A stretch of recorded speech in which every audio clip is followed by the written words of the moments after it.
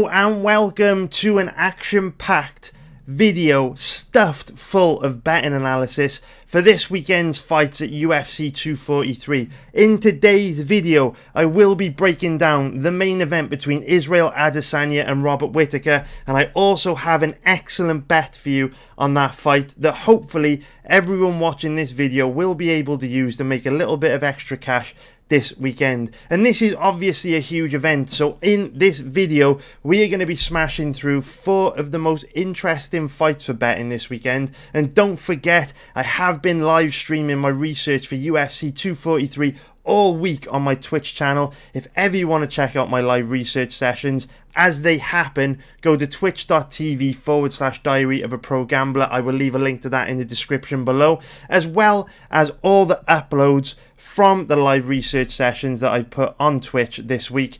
I have uploaded those videos to YouTube. I'll leave a link to them in the description below for the fights that I won't be covering in this video, so check them out if you're interested in betting on any of those fights that I don't talk about in this breakdown video. And as ever guys, if you want me to keep producing this content for you, please leave a comment below and tell me what you think of these videos. Do you like the live research videos? Do you like this format of videos? What would you like to see more of? And also, as ever, show some love by hitting the like button and also subscribing if you haven't already. It would really help the channel grow a lot. I am trying to hit 5,000 subscribers by the end of the year, and it's been made a lot more difficult now that YouTube has taken away my ability to live stream. So please guys, subscribe if you haven't already, and help me hit that target anyway, because I work really hard to bring you fucking boatloads of free content every single week. And now let us get into the first fight that I want to talk about in today's video, and in my opinion the most important fight, or the most interesting fight for betting on UFC 243. And no, I am not talking about Robert Whittaker against Israel Adesanya, because that's just another fight. And remember, every single fight that takes place presents another opportunity to make money. So the fight that I want to talk about first, between Jumeau Kim and Nadia Kassem, is just as important for betting as Israel Adesanya against Robert Whittaker. And if you don't subscribe to that thinking, you're going to be in a lot of trouble, because quite often the main event fights are the ones that are capped the most accurately, because they have the most eyeballs on them. So you can find those gems, those really solid betting opportunities on these smaller fights that not many people care about.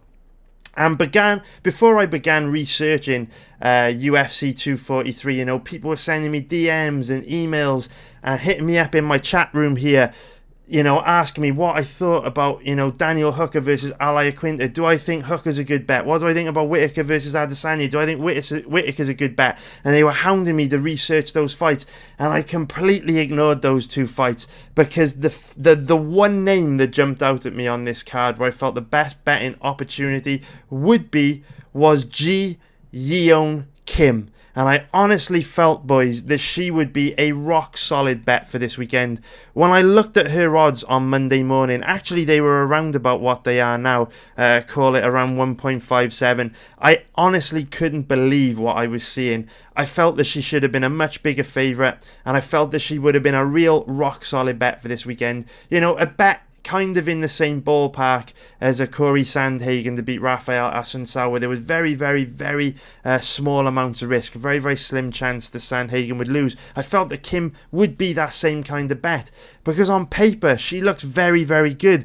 As soon as she came into the UFC, she got thrown to the wolves. She fought Lucy Pudilova, Justine Kish, and Tonina Shevchenko, 3 very, very tough opponents. And to go 2-2 against these opponents, Melinda Fabian's a decent kickboxer as well, is very, very impressive. But alarm bells did start to ring even before I began watching, even a minute of footage, when I saw that 2 of Kim's last 4 fights have ended in a split decision. Now, quite often that doesn't reflect on a fighter. It could be just inept judging, but at the same time, if the judges are on point, split decisions could usually indicate that, when a fighter does have quite a few split decisions in a short space of time, that might indicate that they are maybe a little bit passive. They struggle to put their stamp on rounds, and they may not be as a safe bet as you first thought. So that was a little bit of a red flag.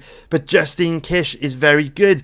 No shame in going to a split decision with her. But when you see a split decision against an opponent like Melinda Fabian, that's a little bit of a warning sign. And you know, with these two split decisions here, if things would have played out slightly differently, Kim could quite often be 0-4 in the UFC and looking for a job elsewhere. But that doesn't excuse the fact that Nadia Kassem isn't very good. She is a very likable girl. She is tough as nails. She loves a scrap.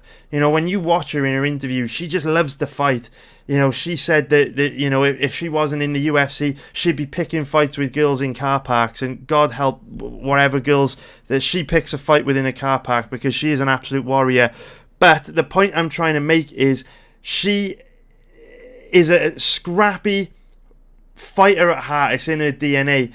But unfortunately, at this stage in her career, she doesn't have the technique to back it up. But that's okay. That's absolutely fine.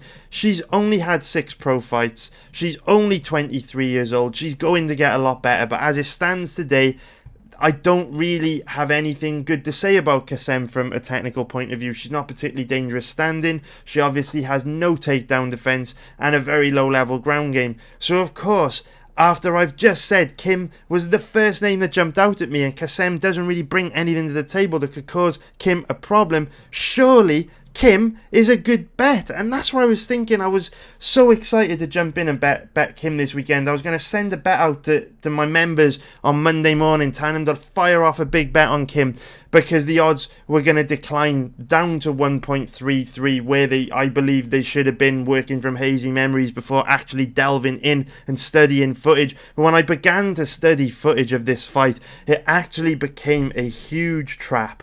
And Kim definitely didn't become as attractive of a bet as I initially thought that she would be. The chat room's popping off here. Yeah, but she didn't become as good of a bet that I thought that she would be. So why? Why isn't she a good bet? Because I've just said Nadia Kassem doesn't bring anything to the table. Well, where do I begin? Where do I begin? Before I talk about why Kim isn't a good bet, I think it's important to just kind of help you guys understand what a trap bet can be, okay? Because occasionally we see fights pop up that I believe are traps, okay? An absolutely brilliant example of a trap was last week. Every single person thought Mikhail Oleksiejczuk was going to beat Ovin St. Preux last week, okay?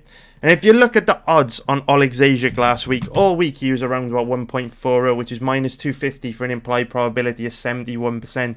This means that in order to gain value on Oleksiejczuk, you needed to give him a 76 or better % chance of winning. And if you really understand how probabilities work, you will know it is very, very difficult to get to that percentage in a cage fight to the death. It is very difficult. But people were rushing out to bet big money on Oleksiejczuk when we'd never seen his takedown defense tested. We've never seen him defend a takedown in his MMA career.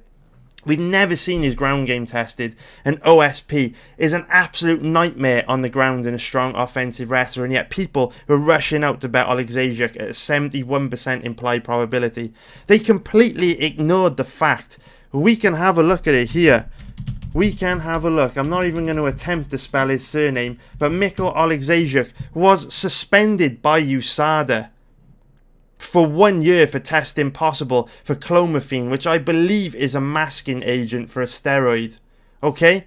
And if we look at Mikhail Oleksiejczuk's, I am butchering this boy's name, Oleksiejczuk, what we really need here is, it's hard for me to type, boys, the microphone's in the way. I'm very, very sorry. I'm hoping it'll come up if I search for this. No, it won't. Okay, maybe, no. Let me see if I put this in, and then if we type in Tapology, we're going to get to here, boys.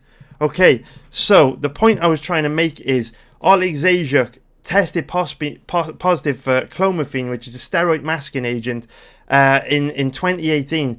Since then, we've only seen him involved in 2 fights that ended very, very quickly against not a very high level of opponent, and yet people were rushing out to bet on this guy as a big favourite, an implied probability of 71%, without considering OSP might be able to take him down and dominate him on the ground, without considering he might have built his entire MMA career up using performance-enhancing drugs, and he'd be a shadow of himself after getting popped by USADA and being unable to probably take PEDs for this fight. People ignore these and they rush out to bet on Oleg Zajuk.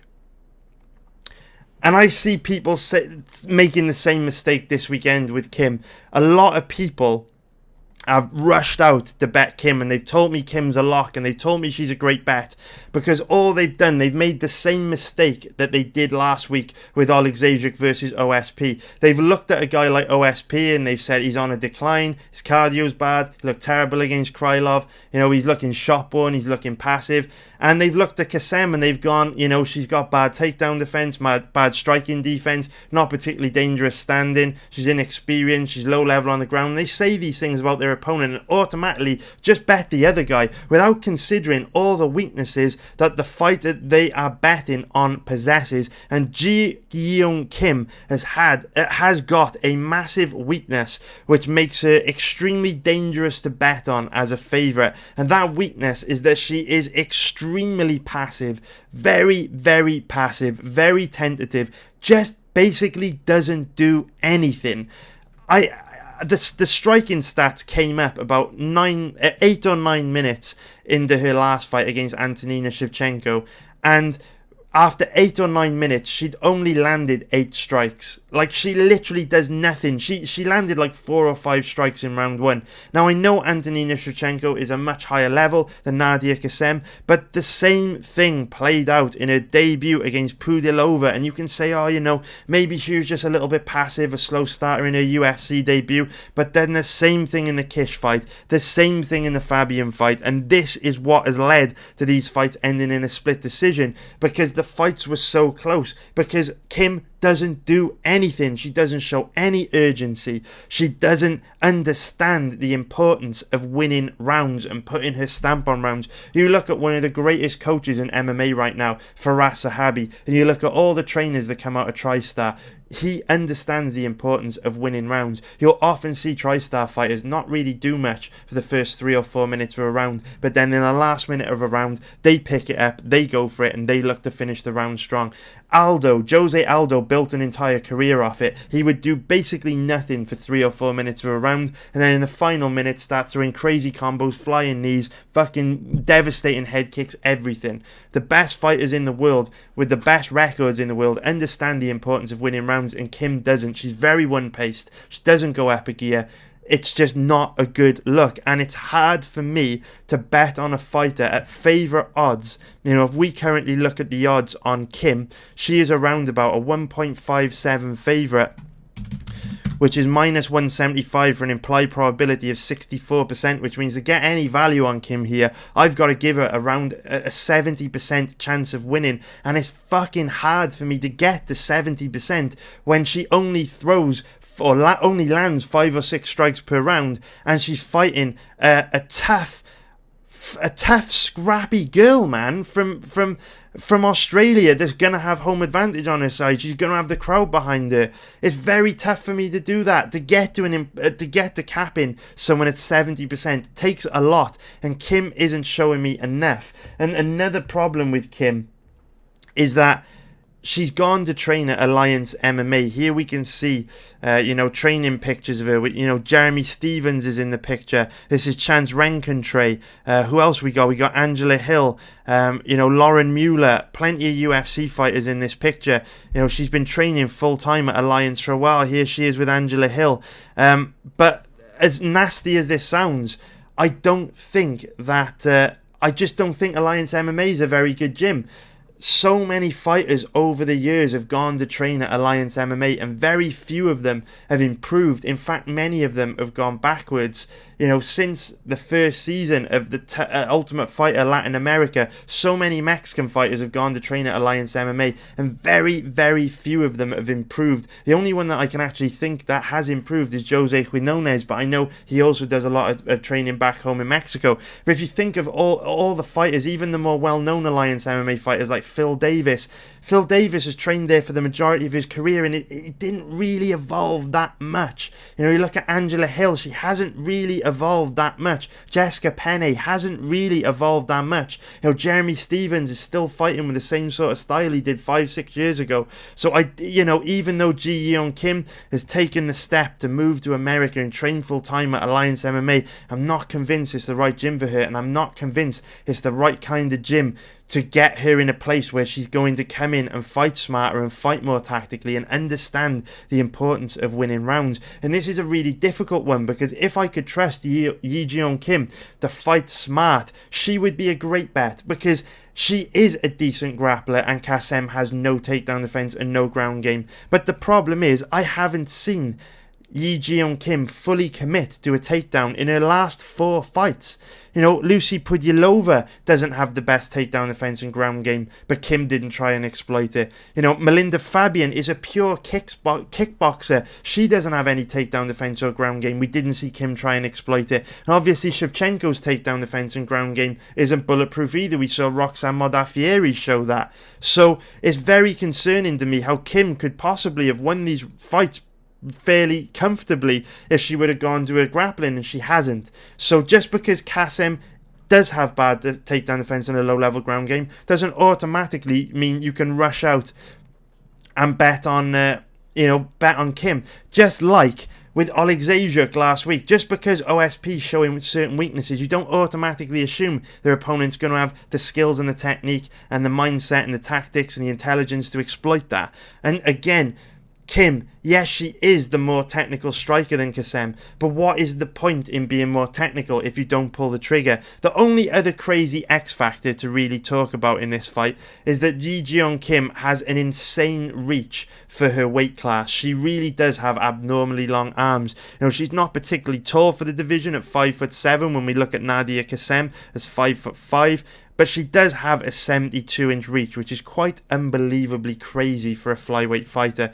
And we can see, Kassem with a more standard flyweight reach of 66 inches. That does mean that Kim will have a 6-inch reach advantage coming into this fight. And to give you an idea of how insane this reach is, Kim has a 72-inch reach, and if we look at some of the heavyweights on the card, Tai Tuivasa has only got a 75-inch reach, not too much more. And if we look at a couple more heavyweights, Justin Tafa and Jorgen De Castro, De Castro's got a 74-inch reach, again, not that much longer. And Tafa, we don't actually know Tafa, but even if we just look at the middleweight division, Robert Whittaker has only got a 73.5-inch reach. He's a middleweight, and Kim's got a 72-inch reach. It's a crazy long reach, but unfortunately, she doesn't use it. She doesn't know how to fight long. She just doesn't. She's very frustrating. So what I will say in summary is this is a very, very, very, very, very, very easy fight for Kim if she fights smart. But I don't trust her to fight smart because she hasn't fought smart in the last 4 fights that we've seen her, and I don't trust her to improve her fight IQ, go into a gym like Alliance MMA. And what I would also say is this is exactly one of those fights where Kim might be, slightly outworking Kassem, slightly outpointing her for 4.5 minutes of a round. But then if Nadia Kassem, with home advantage on her side, finishes the end of the round strong or lands one big shot at the end of the round, gets a big reaction from the crowd, Kim is so passive that could easily be enough to steal the round for Kassem. It should be very easy for Kassem to steal these rounds, and she is an aggressive, scrappy girl. So if this was a staring contest, I would definitely bet on Kim. But because this is an MMA fight, it's an easy pass for me. I only want to put my money in strong positions. There are no strong positions on this fight. Obviously, I'm not going to bet Kassem. She's not very good at all. But that doesn't automatically mean that you should rush out and bet Kim. Because the problem with these kind of bets is you need to hit a very high win rate to be profitable long term. if you just take one loss, you know, in every 3 or 4 bets, like Oleg Zajic last week, like Hermanson last week, like Macy Chiasson last week, you'll end up just floating around break even or making a loss on these kind of bets. In order to pull the trigger at these kind of odds, you know, odds around 1.57, minus 175, the fighter needs to tick so many boxes, and Kim just doesn't tick enough boxes for me, so it is an easy pass. Sorry to be boring, boys, but I like money. At the end of the day, I like money. I don't care about being the smartest guy in the bar. I don't care about giving you picks for every fight. All I care about is making money, buying nice things, living a comfortable life. And if you go betting on fighters like Oleg Zajic and Hermanson and Mace Chiasson and Yi Jeong Kim as heavy favourites, yes, you will win a lot of bets. Kim probably does win this weekend, but overall it will be very hard for you to make a profit because you're not consistently putting your money in strong positions, because the cap Kim at 70% is a little bit silly. So now let us get into the next fight that I want to talk about in today's video, which is Diego Lima against Luke Jumeau. So we said the last fight's a very easy stylistic matchup for Kim, and again this is an easy stylistic matchup for Lima, which is why he is the big favourite, or not the big favourite, the marginal favourite, but he is the favourite. Or actually, his odds have improved quite a lot in the last 24 hours, showing 1.68 here. We can see he's up to 1.74 on Pinnacle. So if we look at his average odds, let's call it 1.71. Let's meet in the middle. So his average odds are around 1.71, which is minus 141 for an implied probability of 58%. And if we look at the odds on Luke Jumeau, he is currently around about, call it an average of, say, 2.20, which is plus 120 for an implied probability of 45%. So very, very close to a 60-40 fight. But in order to get any value on Jumeau here, you'd have to see him as having at least a 50% chance of winning. To get value on Diego Lima, you'd want at least 65% chance of winning. So we do... The thing is, right, again, I will say this throughout this video, because this is going to be a big part of my reasoning behind the bet that I've got for you guys in the main event. I always say, let the odds do the work for you. So when we talk about a fighter like Kim over Kassem, who carries an implied probability of 64%, you need her to tick every box, okay? But as you go up and get better odds, you can avoid to put your money in positions where you don't tick as many boxes, because the payoff is better, right? The risk to reward ratio is better. So at these odds, for me, Kim is an easy pass, because even though she's better than Kassem everywhere, there are some big red flags there that we spoke about. But when it comes to a fighter like Diego Lima, especially if you're getting him at odds of 1.74 on Pinnacle, which would be minus 135, it's a tougher decision for you to make, because the risk-to-reward ratio in the odds is much better. So he is better than Jumeau almost everywhere. But there are big red flags, like there are with the Kim versus Kassem fight. But it's a tougher decision to make on this fight, because the risk-to-reward ratio is way better, right? So this is a good matchup for Diego Lima, because Jumeau's not particularly dangerous standing, doesn't really throw a high volume of strikes, doesn't really throw with that much power in his hands. And also, if you look at the media stare downs, Diego Lima will also have a decent size advantage here. You can just see that he's a much bigger man. You know, perhaps Jumeau's a bit more filled out, but in terms of size, Diego Lima definitely has a size advantage here, right? He's the bigger man, and as we know, size matters in MMA. Size is always a big factor in MMA. It's why we have weight classes. So Jumeau, in terms of striking, doesn't pose too much of a risk to Diego Lima. But Diego Lima does have a habit of getting rocked, dropped, wobbled in every fight. You know, he's a little bit chinny. No matter how well Diego Lima looks, he always tends to get hurt bad in his fights. You know, we can see he's suffered quite a lot of knockouts in his career. Definitely a bit chinny, but Jumeau's not really that dangerous striking, so probably can't make him pay. But that's the first red flag. The first red flag is Lima's a little bit chinny. But in terms of striking, I do think this will be a pretty close fight. Jumeau is very tough, very technical. He's got a good chin. Lima, is chinny for sure, but Jumeau doesn't really have the power to hurt him. But if it stays standing, I think it'll be a pretty close fight. You might give Jumeau the edge because he's a little bit more aggressive. He's got home advantage on his side. But if this fight stays standing, I do think it'll be razor close.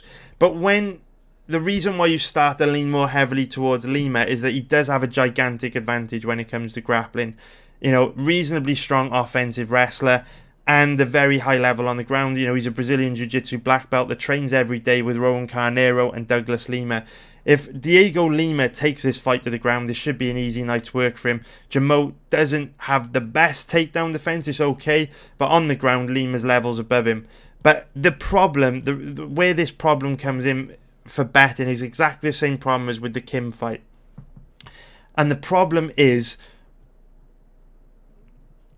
Diego Lima doesn't fully commit to takedowns.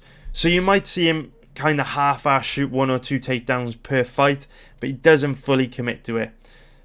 And Luke Jumeau, his takedown defense isn't totally terrible. You would really have to commit to getting him to the ground, and if you don't, he's probably going to be able to keep the fight standing. So again, just like with the Kim fight, if I could trust Diego Lima to come into this matchup with a grappling heavy game plan, I would bet him all day at these odds. Absolutely all day, no question. But he very rarely comes into a fight and fully commits to his grappling. So this is probably more than likely going to be a stand-up fight. And in a stand-up fight, it's probably going to be very close. And in a close fight, do you want to bet on the favourite against the popular guy that's going to have hometown advantage? It's not going to be smart. But equally, do you want to bet on the underdog? There's only a slight underdog at odds of 2.20 plus 120 when you know if Diego Lima does turn up on Saturday night and fight smart for once and go to his grappling, that he's probably going to get dominated. It's not smart, right? It's not smart. So the point I'm trying to make with this fight is there aren't any strong positions on either guy. And I know it's boring and I know you hate it when I pass all the time, but I'll always say this. I like money. I don't care about entertaining you. I don't care about being the smartest guy in the bar. I just want to make money. And if you bet on either of these guys, you're putting your money in a lot of danger. You're not putting your money in a strong position. So for me, it is a very easy pass. Very sorry. But we now go on to the third fight that I want to talk about in today's video, which is going to be Iaquinta against Daniel Hooker.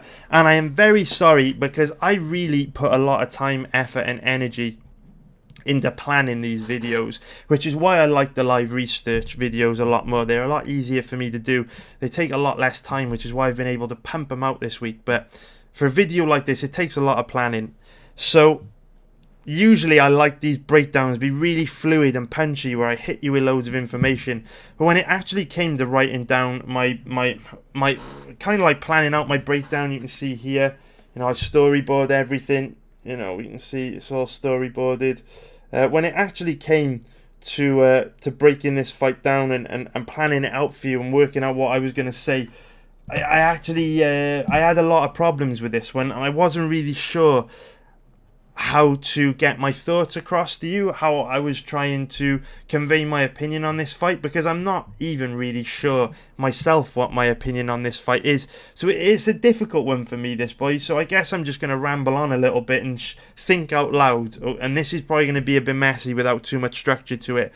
But I'm hoping that I'll make up for it on the breakdown for Whittaker against Adesanya, which is going to be a lot more structured. So I get a really weird vibe from this fight. A really, really weird vibe, because I like to be very specific with fights and how I think they're going to play out. I like to point to specific things and pass the specific paths to victory for both guys. And with this fight, it's very difficult for me to do that, because in terms of technique, I actually think Iaquinta is probably better than Hooker everywhere. He's certainly the better boxer. He's certainly the better grappler. But he also has giant weaknesses. So, for example, he's primarily a boxer, but he's kind of a single shot fighter. He's quite basic and one-dimensional as well. He kind of just throws the same, right hook. Doesn't really go to his kicks. He's quite slow as well, and his striking defense isn't great. He's got a very, very basic boxing style. But the problem is, I don't think Hooker's that well equipped to punish him for that. because Hooker's not a very good boxer either. He really doesn't have much skill in his hands. You know, his style of striking, it's all kick space, very cerebral. Hooker's a bit of a strange one, because if you go back and watch all Hooker's fights, and I know there are a bunch of people who are super confident on Hooker this week, but I'm guessing they haven't watched any of his fights, because if you actually go back and watch Hooker's fights, you'll see that every single one of his fights is very close, or he's losing until he's not. You know what I mean? It's kind of like he never goes out and out-techniques someone, or outclasses them, or outpoints them, or looks better than them.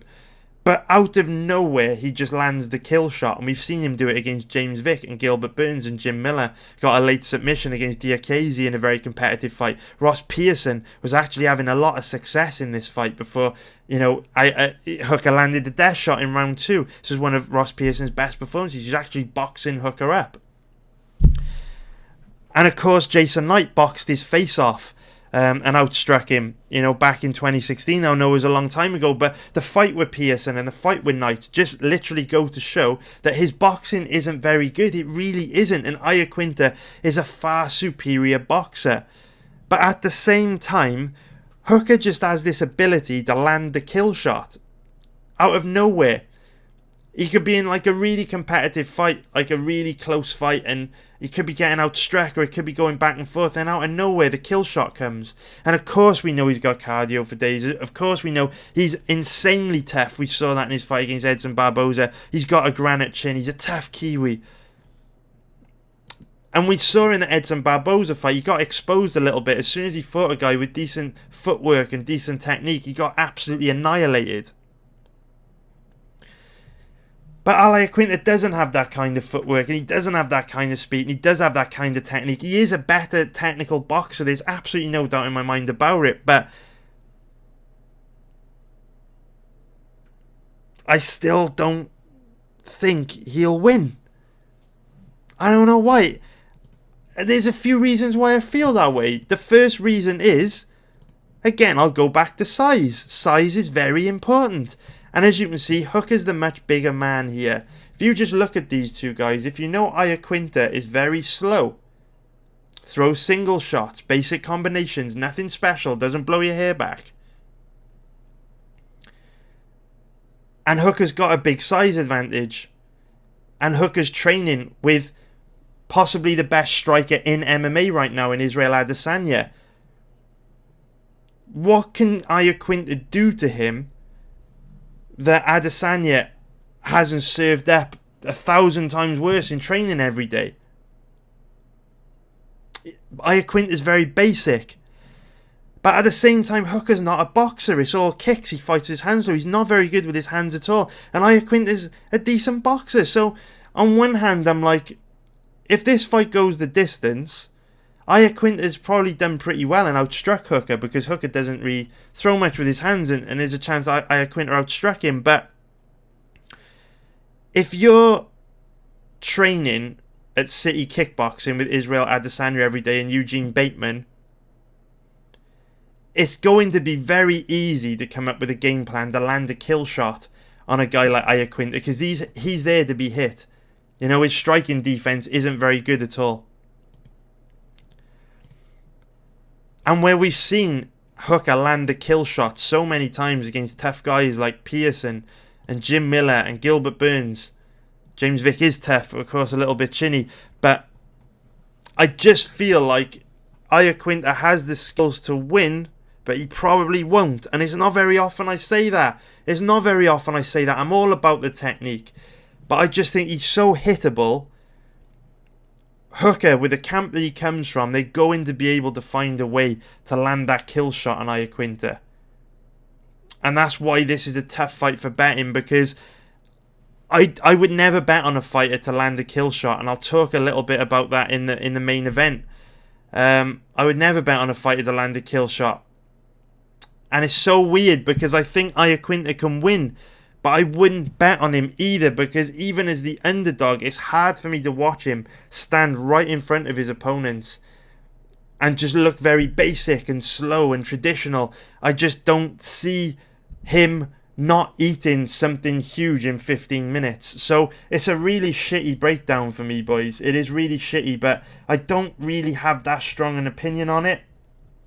And the way that I feel, it's very rare I'll have a fight where I watch a lot of footage and I'm like, I just don't fucking know, man. I just don't have an opinion. Like, it's not that I don't care. When I look at both guys and I analyze them and I match them up, I'm just like, I don't know, man, because Iaquinta is definitely better everywhere, but he's also got huge holes, and Hooker doesn't really have the skills to exploit those holes. But then Iaquinta is so basic in some ways, and it wouldn't surprise me if Hooker did exploit. It's just a fucking mess. So I just don't want to bet it. I just don't want to bet it. It doesn't appeal to me. It doesn't interest me.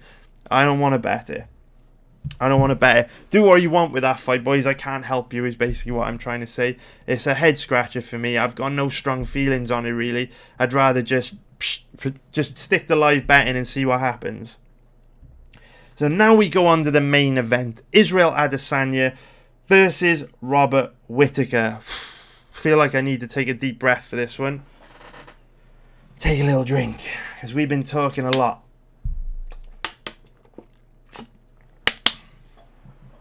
Take a deep breath, because I absolutely hate giving out bets on fights like this.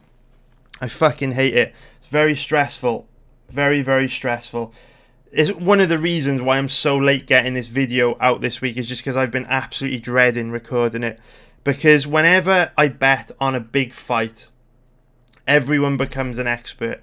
I absolutely hate betting fights like this when you've got two camps of people. You've got two popular fighters and everyone becomes an expert and they all know, you know, such and such is a lock. You know, one guy's going to win. They're going to knock the other guy out. And if you don't see that, you know, you're an idiot. And you know what I mean? If they turn out to be right, you know, they were right, and there's no other way in any alternate universe that things could have played out differently. It's tough for me to give you guys bets on these fights because there are so many clueless morons out there that think they're experts.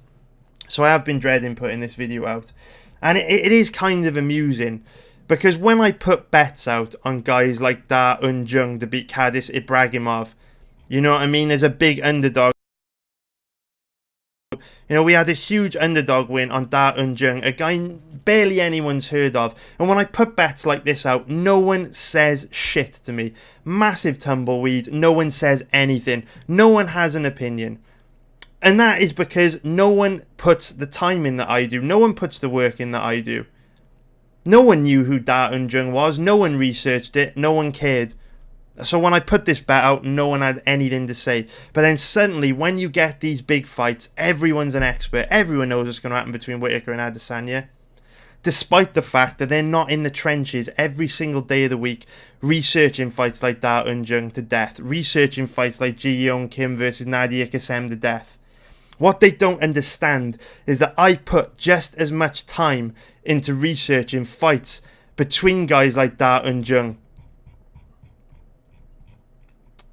and Khadis Ibragimov. I put just as much time into these fights as I do Israel Adesanya versus Robert Whittaker. I put just as much time and research into Whittaker versus Adesanya as I'll put into a fight like Kerry Melendez against Mandy Poke or Gauti Yamochi against Saad Awad tonight. I will spend just as much time on these fights as Robert Whittaker against Adesanya, and then these people have the fucking audacity to pretend they're an expert and criticize my work and tell me that I'm wrong.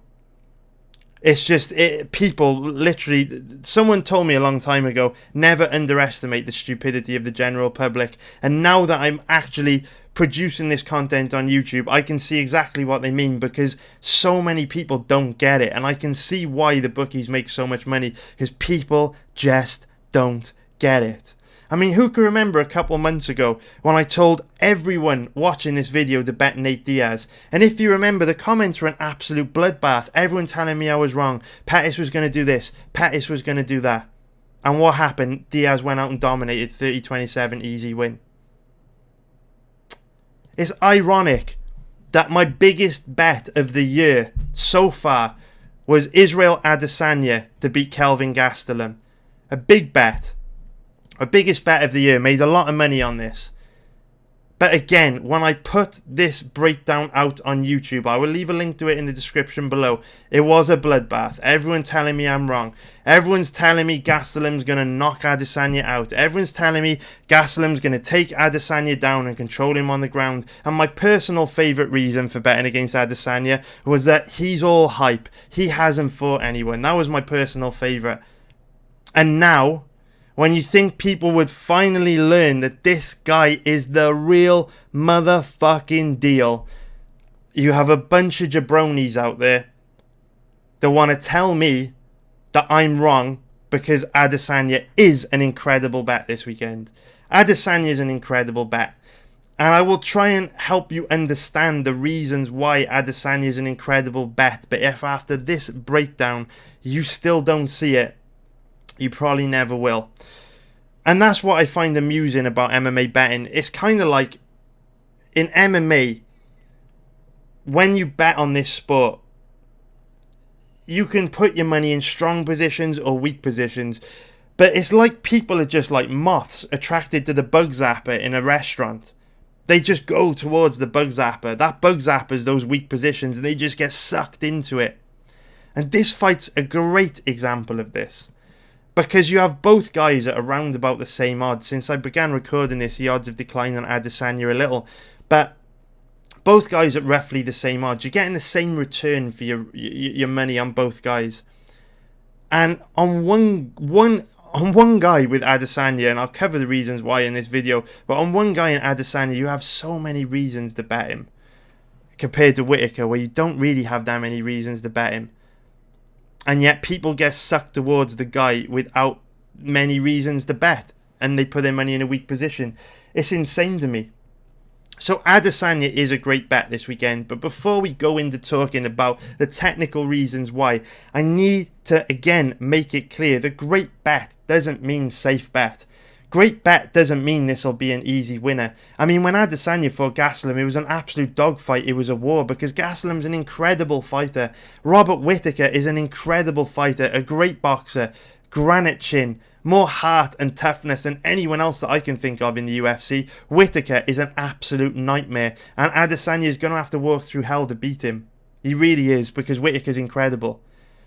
Just because I say something is a great bet doesn't mean it's an easy bet, an easy winner, a safe bet. Doesn't mean they're going to win easily. It also doesn't mean I'm going to bet my house on Adesanya, or I'm going to bet my car, or if Adesanya loses, it's going to have any impact on my life at all. Because like I just said a few moments ago, this fight means nothing to me. It means just as much to me as Gauti Yamamuchi versus Sad Awad tonight, or Kerry Melendez against Mandy Poke, because every fight carries an equal opportunity of making money. And if you are a fanboy and a casual gambler that doesn't subscribe to that feeling, that's okay. But don't tell me how to do my fucking job, because I know a hell of a lot more about gambling than you do. So the point I'm trying to make on this fight is Adesanya versus Whittaker. Adesanya is a very strong position to put your money in this weekend. He really is a very strong position to put your money in this weekend. And you know what? Let's get into the reasons why he is a strong position. And I was just about to say, with bets like this is just one of hundreds of bets that I will place this year. I'm up almost 40 units on pre-fight betting this year. If this bet loses, it won't really have any impact on the money I've made this year. It will pale into significance in the betting campaign across the whole of 2019. So don't make the mistake of going too big on Adesanya. Don't make the mistake of misjudging my confidence and committing too much of your money and bankroll to one fight, when, like I've just said, this fight is just as important as Mandy Poke against Kerry Melendez later on tonight, okay? This fight means nothing extra. It's just another fight. It just so happens that it's the highest level middleweight fight of all time on a huge pay-per-view event, okay? That's just circumstantial. In terms of an opportunity to make money, it possesses exactly the same opportunity to make money as Hector Aldana against Miguel Beza next week on UFC on ESPN Plus 19. And if you're here for picks, if you're here for all that other shit, I'm not your guy. This is about making money. And Adesanya versus Whittaker is just another fight, and that's how you've got to treat it. So let's get into the reasons why Adesanya, even money, is an incredible bet this weekend. So first of all, both guys are available at around about 1.91 on loads of sites, which is minus 110. Both guys have got an implied probability of around about 52%, which means in the eyes of the bookies, this is roughly a 50-50 fight. So really, to get any value on either side, all you've got to do is cap either guy at having a 60% chance of winning. Okay, so when you've got a fight like this, where there's tons of footage available on both guys, you know, both guys are in the public eye, we know a lot about them, it does give us an incredible opportunity to lean 60-40 in favour of one guy when both guys are at roughly even odds. This is a great fight for betting for that reason, and obviously there's tons of liquidity there, the max bet limits are very high. It's a great opportunity to make money this weekend. So, where do I begin? Where do I begin? Alright. It is also worth noting that despite anything that happens in this fight, Whittaker could quite easily come out, walk across the octagon and death shot Adesanya in 30 seconds.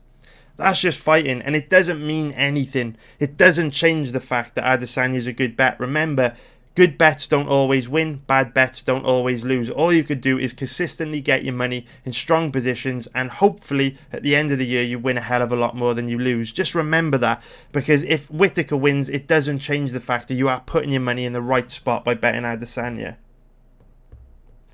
So, let's get in first of all to the X factors. So the first X factor that I want to talk about is the layoff for Robert Whittaker. So Robert Whittaker hasn't fought in the last 18 months, and if you watch his interviews building up to this fight, he will tell you that that's not going to be an issue. Ring rust is all in your head, and the long layoff won't affect him. That's what he will say to you. But every fighter says that. Every fighter says what they want you to hear. Every fighter says that to psych themselves up for a fight. The fact is, more often than not, ring rust does affect the fighter.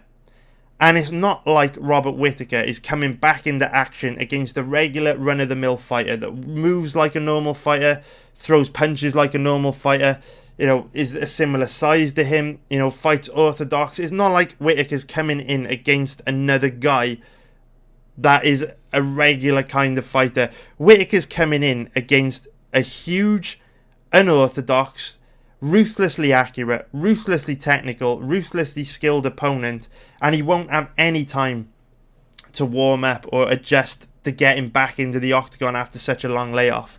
So while Whittaker can say it won't affect him, maybe it won't, but historically speaking, we know it is more likely to. Therefore, you give points to Izzy when it comes to the long layoff.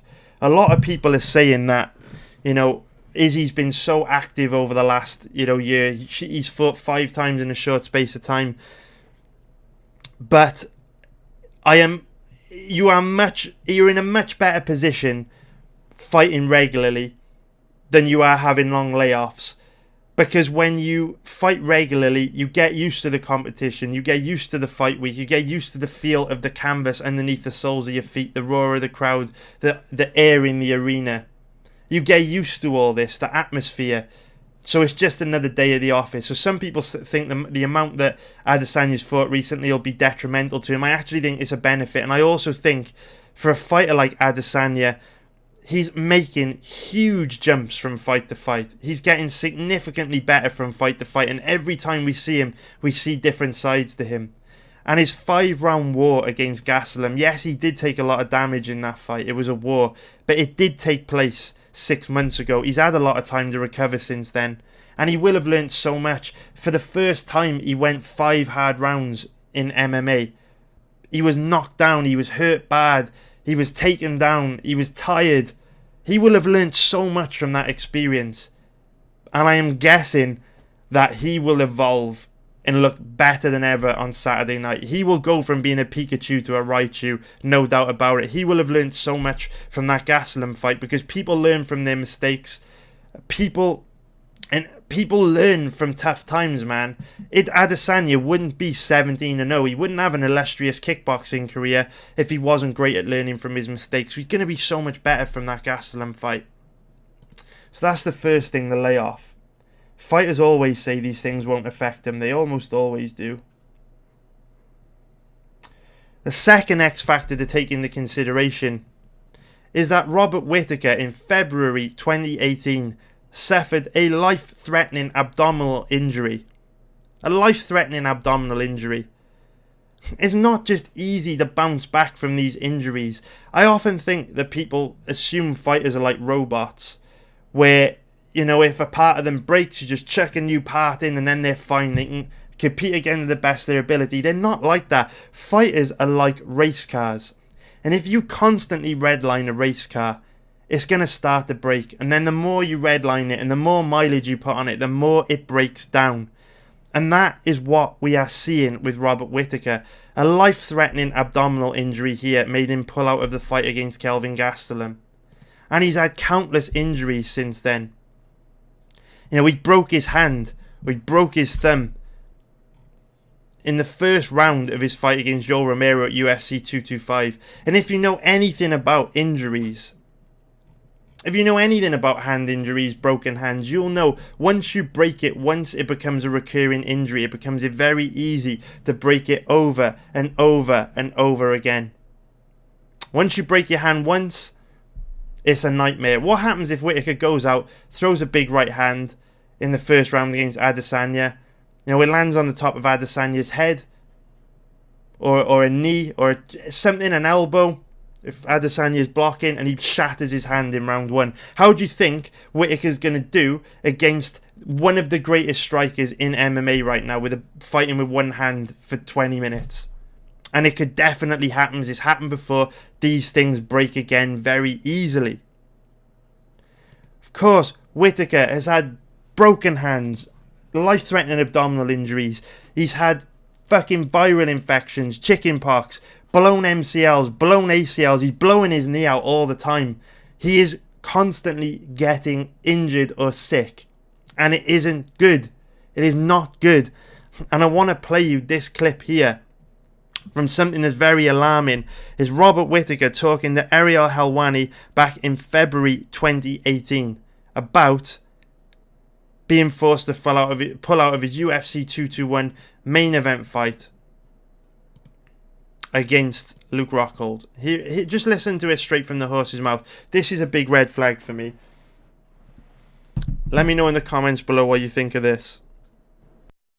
When did you get injured? And could you tell us what are the injuries? Because I heard there were multiple that you were dealing with.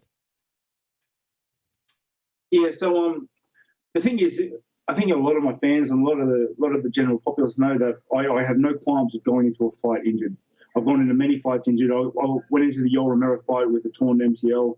I went into multiple fights with broken hands, and that's never deterred me.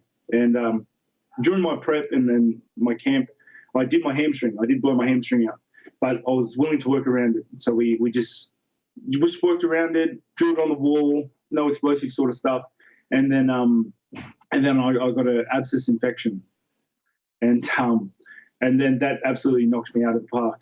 And I was on clindamycin, some antibiotics for that for weeks, and it was just really getting out of hand. And we were still very, very much, oh, we can make this work. If we cut out the 3 weeks we've lost now, we can turn it around still. We can just focus on fitness and skill sets and just get it done. And at the end of that, when I was thinking, you know, maybe we're not able to fight, I got chicken pox as well. Oh, jeez, Louise. And it was the sickest I've been in my entire life. And my coaching staff, I was still, and you know, I'm a fighter. There's a lot of other fighters that say, oh, we can still do it. And if they were to say, you want to fight Luke Rockhold tomorrow, I'd be like, yeah, all right. But the thing is my coaching staff come to me, my family said come to me, and they all went to me and sat me down and almost like an intervention and said, Rob, there is zero chance you're going to be able to fight. And even if you did get in there, it is such it is so unsafe for you to go out there with no prep and your body as weak as it is. Wow. And yeah, you know, I have to listen to them. I have to listen to my coaching staff. That's what they've done. And yeah, that was the call. I was talking to the UFC, and they completely understood. They were actually very, very courteous towards my illnesses, and yeah, it was absolutely gut wrenching. You know, this is Perth headline. This is a pay-per-view event. This is the country, you know, that I'm representing, and for me not to defend my title here was just you know, it was gutting. Yeah, once the reality set in and you finally, made the call that you wouldn't be able to fight, how did you react? Like were you depressed? Did you, you're feeling like crap, but now you're not getting this whole show was built around you, right? This was your big title defense in Australia. How did you react to it?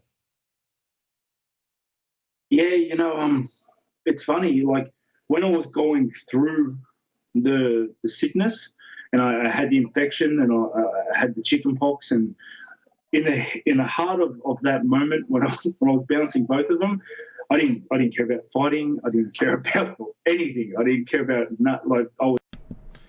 So guys, there you can see, or there you can hear straight from the horse's mouth, massive red flags. At the beginning of that clip, Robert Whittaker said, "If you know me, my fans know I'm more than willing to fight injured." He actually said that.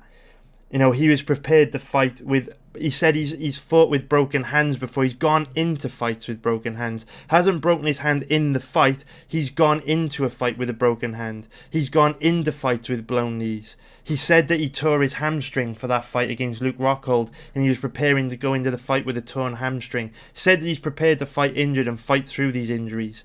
Now, I'm no fucking rocket scientist. I'm no Elon Musk.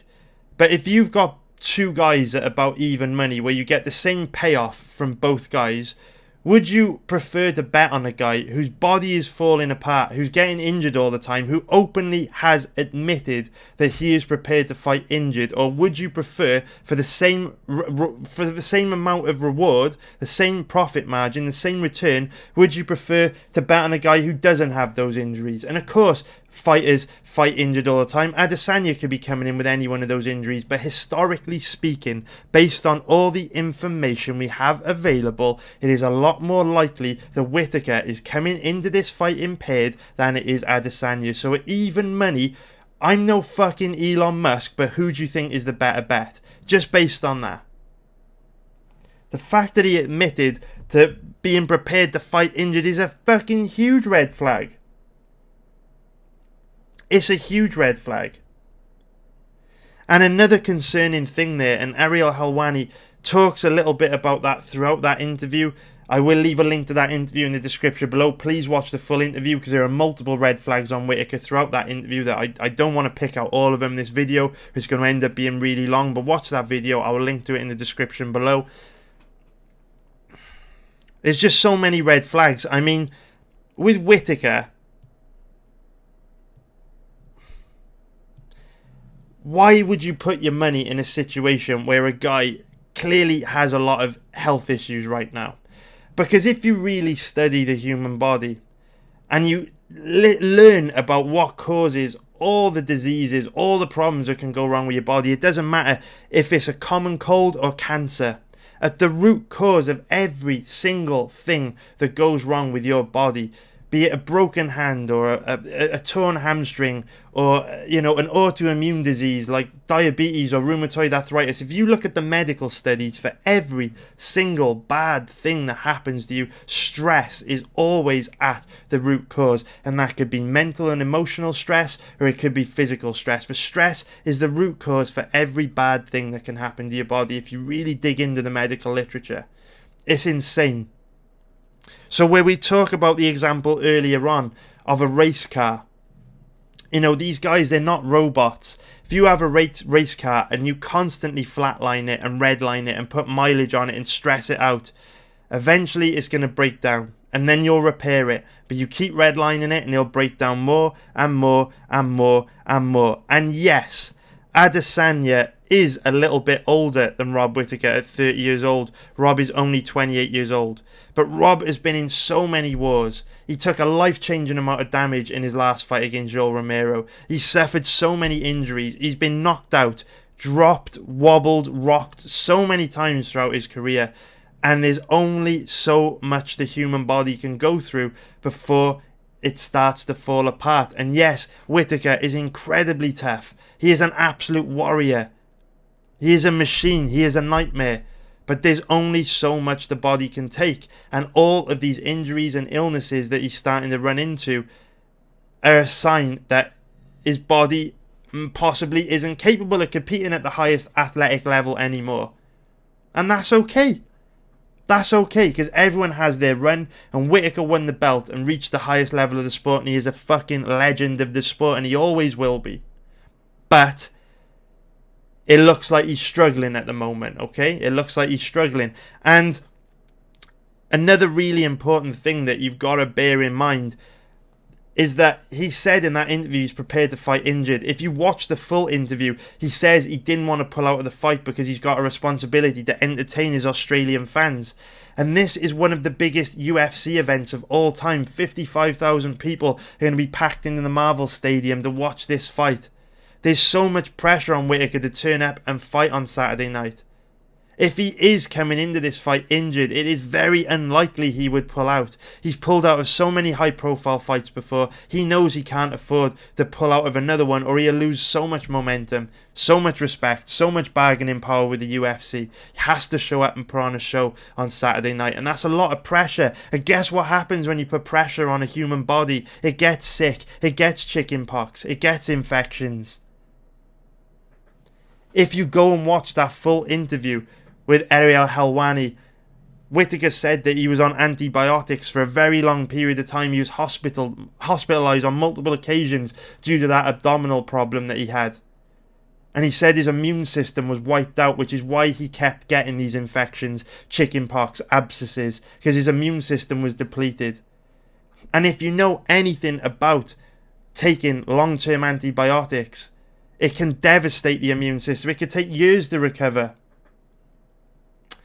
And what is Robert Whittaker going to be doing to prepare for this fight? Well, he's going to be weight cutting. He's going to be putting his body through hell right before a fight. Can his body handle it? Will he get another infection going into the fight? Will he feel sick? Will his body be depleted? Think, boys. Fucking think. These boys are at even money. Adesanya, Whittaker are at even money. Why are you telling me Whittaker's a good bet? He fucking isn't. He isn't. He is not a good bet, boys. I've seen so many people tell me I'm wrong for betting Adesanya this week. You don't know what the fuck you're talking about. That's what it boils down to, boys. If you think Whittaker's a good bet when you get the same return betting Adesanya, you're out of your fucking mind. And we haven't even got into how they match up from a skill perspective yet. Look at the size difference. You want to talk about X factors? Size matters in MMA. There are weight classes for a reason. Adesanya is a much bigger man than Whittaker. He's just bigger. Look at what you're seeing in front of you. I show you facts. I don't talk shit. I show you the truth. Adesanya's got a size advantage here, boys. Size matters in MMA. And this size advantage right here that you see in front of you translates to a very real 7-inch reach advantage for Adesanya. Whittaker with a 73.5-inch reach, Adesanya with an 80-inch reach. That is a massive advantage. 6.5-inch reach advantage. Did you know that fighters with a 6-inch reach advantage win around 60% of the time in MMA? So if a fighter has a 6-inch advantage over their opponent, they win 60% of the time. Now, if you know anything about maths, let me just show you a magical equation that will rock your world. Check this out. The current average odds on Adesanya are around 1.91. Moneyline odds of minus 110. That gives him an implied probability of 52%. Which means to get any value on Adesanya at all, you've only got to cap him as having a better than 52% chance of winning. Now, we know statistically fighters with a 6-inch reach advantage or more have a 60% chance of winning. So even if you just bet blind on this fight, you're getting value. And still people want to tell me Whittaker's a good bet. You are fucking wrong. You are so wrong. All these X factors, the size difference, and we haven't even got into technique yet. And trust me, Adesanya does very, very well in that department as well. So now, let's sack off these X factors and talk a little bit about technique, which is the part I'm most excited for, because this should be an amazing fight. I can't wait. This is a super high level contest, and it's going to be a good one. So, we have established that both guys have the same reward, the same profit margin, the same return, and already there's an overwhelming amount of reasons to put your money on Adesanya this weekend. But now let's delve into technique, because you could have all the X factors in the world, but if Whittaker's got massive technical advantages over Adesanya, that can make up for it, right? That can make up for it. We can't ignore it, but it can make up for it. Let's talk about this fight from a technical point of view. Now, first of all, I want to address the grappling, because I see a lot of people, just like they did with the Gastelum fight, saying, Whittaker's been training wrestling, he's won some wrestling tournaments, whatever, Commonwealth Games, all this shit. Whittaker's going to be able to take Adesanya down and control him on the ground. Stop it. I don't want to go into too much depth on grappling, because it's a waste of time. There's like a less than 5% chance that grappling plays a factor in this fight. What this fight really boils down to is that both these guys have elite takedown defense, and they're both extremely difficult to hold down. Neither guy has the offensive wrestling to take the other guy down and hold them down. Grappling's not going to be a factor here, and if you think it does, you're very naive, because Robert Whittaker is coming into this fight off on an 18-month layoff against an extremely technical, ruthlessly accurate, and unorthodox style of opponent. Like we said, there's going to be some rustiness there. He's not used to competing in the octagon. It's going to take a little bit of time to warm up and get going. Now, throughout Whittaker's history, aside from flashes of it in the Jacare fight, we've never seen Whittaker come out and try and take his opponents down. So do you really think he is going to be brave enough and have the technique to suddenly go full NCAA and come out and try and take Adesanya down? When he hasn't fought in 18 months, he doesn't know if he's got cardio to grapple hard in an MMA fight for 25 minutes. And in order to get inside on Izzy's legs and actually work a takedown, he's going to be putting himself in extreme danger of eating fucking knees and elbows and all kinds of crazy shit that Izzy can do. If you think that grappling is going to play a factor in this fight, you need to go back to square one and learn the game, because it's very easy to say things like, Whittaker can take Adesanya down and control him on the ground. Whittaker can pressure Adesanya. It's easy to say these things, but you can't just turn these skills on and off. They're not like fucking power-up packs you put on a video game character. A fighter can't suddenly develop the ability to be a pressure fighter. They can't suddenly develop the ability to grapple, especially after an 18-month layoff, especially after tons of injuries, especially against Adesanya, who is a nightmare. It takes time to apply these skills, to try them out in real-life competitive environments, not the training room. It is not easy, and you are disrespecting the sport if you think these fighters can just turn on and off special abilities like moves in a video game. They are not characters in a video game, they are high-level athletes, and Whittaker is an extremely skilled high-level athlete, but that is not a skill set that he possesses. Now, maybe anything can happen in MMA. Maybe he proves me wrong. But remember, we do not care about individual fights.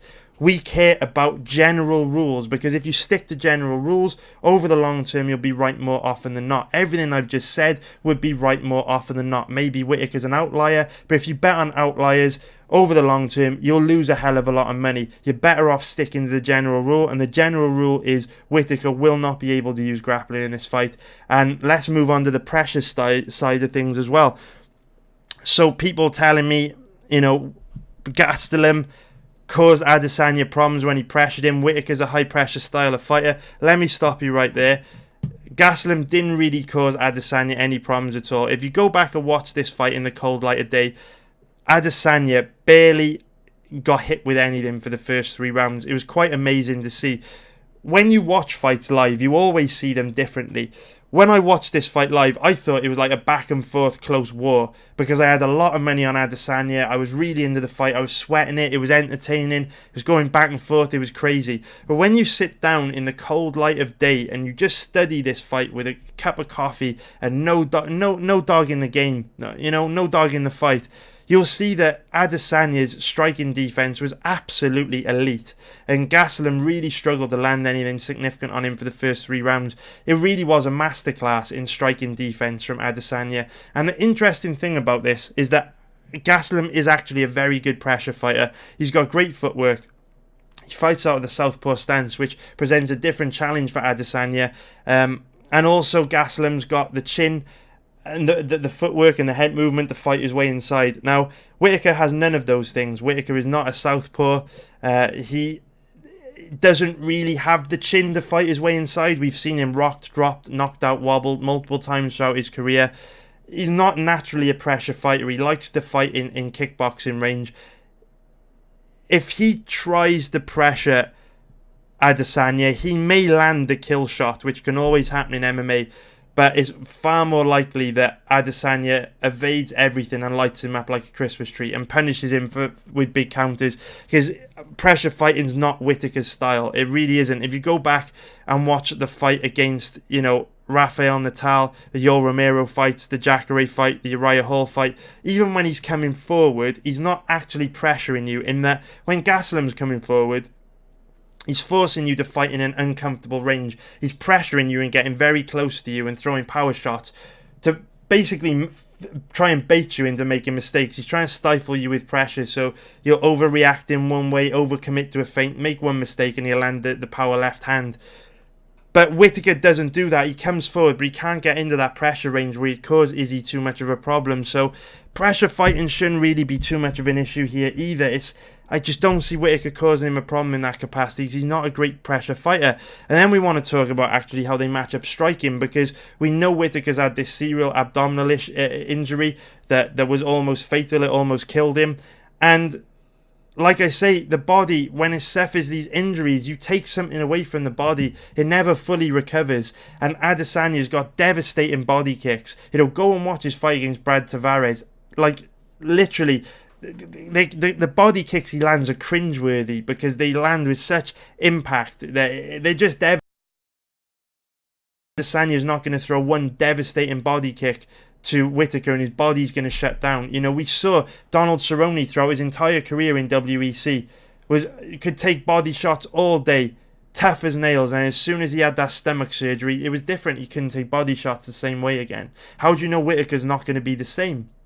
And of course, we know Adesanya, the reach advantage. He's devastatingly technical, unorthodox, throws a wide range of strikes, elbows, punches, spinning attacks, kicks. You never know what he's going to do next. He throws feints out there to bait his opponents into making mistakes so he can set you up for a kill shot 2-3 rounds down the line. And let's talk about that. Whittaker tends to get a little sloppier as the fight goes on, whereas Adesanya gets more devastating as the fight goes on. Adesanya showed against Kassem, a guy with a rock-solid chin, a granite chin. Adesanya showed in round 5 that he's still just as dangerous in round 5, if not more dangerous than he is in the first. Can you say the same about Whittaker? And these boys are at even money. Can you say the same? Hand on heart, be honest with yourself. Can you tell me Whittaker's just as dangerous as Adesanya over 5 rounds? Can you really tell me that? Can you tell me Whittaker's going to be able to outpoint Adesanya in the 4th and 5th rounds if this fight goes deep? Can you see him doing that? Hand on heart. Be honest with yourselves, okay? Now, this fight is such an interesting one, because I really think that there's a possibility Israel Adesanya comes out and absolutely smokes Whittaker. Because Whittaker's got such a basic boxing style. He really just throws the jab, right hook combo over and over again. Doesn't really throw kicks. Doesn't really have any wrestling. He's very tough.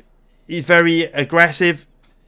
But in terms of technique, he's very basic. He fights out the orthodox stance. He doesn't really bring too many problems to Adesanya other than a big power right hand. That's really all he brings. And Adesanya should eat that style up for breakfast. That is an easy style for Adesanya to deal with. I mean, I hate to compare him to a prime Anderson Silva, but if you went up against Anderson Silva in his prime with a traditional boxing style, you were fucking screwed, because these guys have built their fighting system on basically murking basic fighters. If you have a basic style, these guys have programmed their entire skill set into taking you out. You don't really pose that much of a threat to him. So all things considered, Adesanya is an amazing bet. After everything that I've just said, he truly is a great bet at almost even money. Now, please, again, don't confuse great bet for safe bet. Don't confuse this being an easy... Don't think I'm saying this is an easy winner. Robert Whittaker is one of the greatest middleweights to ever live. He has a granite chin. He's incredibly tough.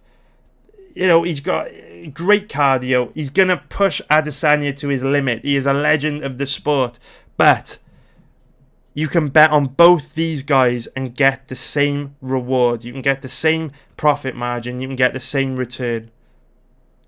It is absolutely undeniable the better deal here is Israel Adesanya. All things considered, you have to give him at least a 60% chance of winning. I personally give him a much better than 60% chance of winning, but I just don't know. If you can't see that, I can't help you. Basically, is what I'm trying to say. You are probably destined to lose money on you know, when you gamble on any sport, particularly on MMA, because you know what they say. There's another expression. There are two types of people in this world: those who get it, those who don't get it. And I mean, if you can't see Adesanya is the right bet this weekend, I don't know what to fucking say to you. But there's a good chance a lot of people watching this video are new to this game, right? I've been doing this 10 years. This is fucking elementary. This is basic for me. But when I was first starting out 10 years ago, there was something that I used to do, a technique that I used to use to make life easier for myself. So I'm going to share that technique with you guys, because it might help some of you watching. And it certainly helped me. It certainly helped me a lot. And it was just basically an exercise that I did for every fight. So basically, I used to draw a diagram when I was researching fights, when I was first starting out, and I really think that this might help you guys, particularly if you're just starting out. So I don't know if you can see this, right? But what I basically used to do, I used to draw two columns, okay? So if we draw the two columns there, bam. All right, two columns, and you put the fighters on either side. So we could put Adesanya here, and we could put Whittaker here, right? Sorry, my writing's not great the way I'm holding it, but if you could see that, two columns, right? You can see that? Yeah? Okay. I'm just... Oh, actually, it's gone down a bit. Sorry, guys. There we go. See that? Two columns, Adesanya and Whittaker. And what I found that it was really useful to do is pretend that you go into a fight completely open-minded to the possibility that either guy could win. And what you basically do in these two columns, you just list all the things going for either guy. So it's kind of like a pros and cons list. So, for example, what you would do, you would write, 7-inch reach advantage, right? You would write long layoff. These are all things in Adesanya's favour. You would write injuries. You would you would put fighting injured, right? You know, pressure of returning to action. Pressure of returning. You would put superior striker. You would put making big improvements from fight to fight. Right? And the list goes on. Yeah? So we've got a long list for Adesanya. And then for Whittaker, so you think, why would you bet Whittaker here? So carries knockout power. But we could put that for Adesanya too. So we can put that on here, right? Okay. Switch stance fighter, another one for Adesanya, which we didn't mention. Okay, uses range very well. That's another one. Now this is the workflow I get into. I don't actually physically write these out anymore, but I do them in my head. And look, I'll miss things out. I'll always miss things out on these YouTube videos because I'm an introvert and I hate being in front of a camera. When I actually get into my groove, this is the shit I do for a living, day to day on every fight, including Mandy Poke against Kerry Melendez. This is the thing I do in my head. So again, I'm just reeling off more and more things here we've got for Adesanya. Superior striker, making big improvements, carries KO power, switch stance, uses range very well, devastatingly accurate, you know, tough, great chin, gets better as the fight goes on.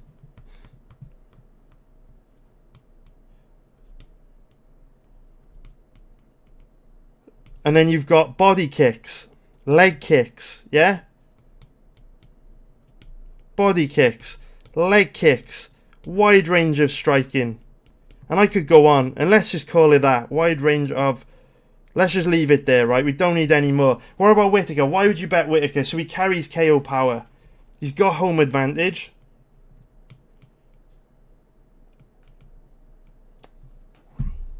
What else? Why would you bet Whittaker, boys? And I'm starting to struggle. Carries KO power, home advantage. I mean, he's tough. Aggressive. Good cardio. Bulletproof mentality. Right? Heart of a lion. I mean, we guess we've already done that with tough, but I'm fucking struggling here, boys, to come up with reasons why you bet Whittaker. I honestly am. So if you look at this here, you have our diagram, right, boys? We got a diagram here. You should do this in your head for every single fight that you research. So Adesanya versus Whittaker, column for each. Look how many reasons you've got to bet on Adesanya. Yeah? Look how many reasons, boys, compared to Whittaker. I genuinely can't think of many more reasons to bet Whittaker. So you should do diagram, like I used to write these out. I used to have a fucking notebook, bam, bam, bam. I'd do this for every fight I'd research when I was starting out 10 years ago. I now do this in my head, but it's very useful to gain a visual representation of who is more likely to win. Because the thing is, I genuinely don't care who wins this weekend. I really don't. I like Adesanya a lot. I like Whittaker a lot. This is just one fight and one bet in hundreds of bets that I will place this year. But what I would say to you guys is, both guys roughly the same odds. This is an absolute no-brainer. You have to cap Adesanya at least 60%, and if you do that, there's value on him all day. Again, at least an 8% margin over the bookie. So I don't know what else to tell you, boys. Hopefully he comes through for us. Obviously Whittaker can go out and knock him out in 30 seconds. It's MMA, anything can happen. Whittaker could come out, fucking pick him up, dump him on the floor, armbar him, anything can happen. All I'm saying is, based on all the information we have available, Adesanya at the current odds is an incredible bet. And remember, good bets don't always win, bad bets don't always lose. And I am very confident in telling you right now, Adesanya is a great bet. Doesn't matter if he wins, doesn't matter if he loses. Sleep like a baby, knowing you put your money in the right position, knowing that you put your money in a strong position. So that is it for this video, boys. Fucking show some love and hit the like button. And please, if you haven't already, subscribe. And also, let me know what you think of this fight. Do you agree? Do you think that there's loads of stuff I've missed out? You know, my column for betting Whittaker should have been super long.